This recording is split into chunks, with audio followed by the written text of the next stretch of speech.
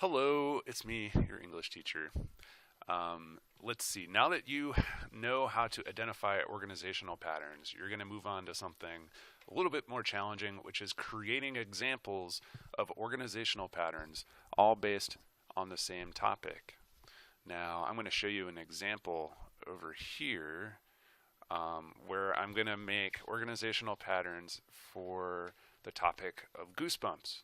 But first, by popular demand, I have a stupid joke for you. So here we go. A sandwich walks into a bar, and the bartender says, "I'm sorry, we don't serve food here." That's it. That's all I've got for today. It's early still.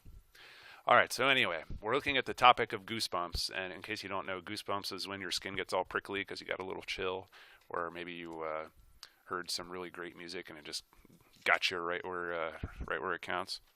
So, well, let's just jump right in. We're going to jump in with a chronological or sequential description of goosebumps.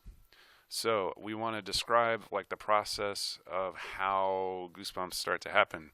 So, I would say, I don't know, um, first you might hear some great music. The music makes you feel kind of emotional. Then, whoops, then you get a little chill. I'm going to start a new sentence. And finally, your skin prickles up into little bumps. Oh, that's pretty good. So that's kind of like the sequence of what happens when you get goosebumps. Now let's talk about a description. So we're still talking about goosebumps, but now we're doing a description organizational pattern. So I don't know, I'll say goosebumps make me shiver. I get little bumps on my skin. Let's see, and what do they look like? They look like, I don't know, sesame seeds. That sounds kind of gross, but it works. So I've described kind of what they do to me, what they look like. Now we're going to compare and contrast.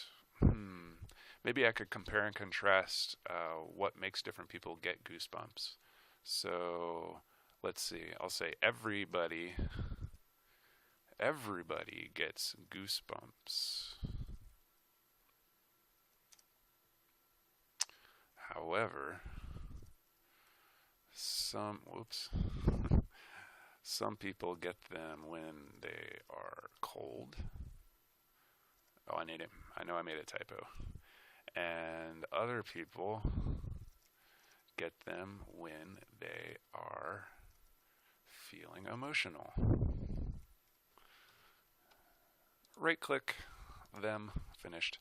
Okay, now cause and effect. So now for cause and effect, we need to think about, well, what causes goosebumps? And then the effect would be, well, goosebumps. So let's see. I'll just start with the same sentence. Goosebumps make me shiver. If the temperature drops below, I don't know, 45 degrees,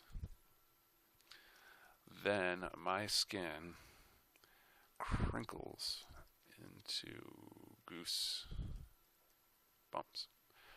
So you may notice I used, hey, look at that, signal words. If, then. All right, last, problem and solution. So I guess a problem would be getting goosebumps, and we need to think of some kind of solution. Well, if you're cold, you can put on a sweater. That makes sense. Goosebumps make me shiver. But they disappear as soon as I put on my nice warm sweater. Period. Okay, there we go. I did it. Now, what you are going to do is in this Go Formative is do the same thing, except your topic is the first day of school. So you'll talk about the chronology or sequence of what happens on the first day. You'll describe the first day of school. You'll compare and contrast maybe your first day of school of 7th grade versus your first day of kindergarten. Cause and effect, I don't know, something that happened on the first day and the effect that it's had on you. And finally, problem and solution, maybe something to do with your locker on the first day. And I think that's pretty much it, unless you want another joke.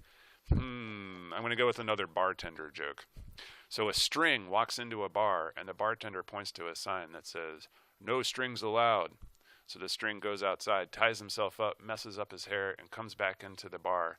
And the bartender yells, "Aren't you that string I just kicked out?" And the string replies, "I'm afraid not." Okay. I have to remember how to stop the video. I forgot. Control F10. There it is. All right. See you guys later.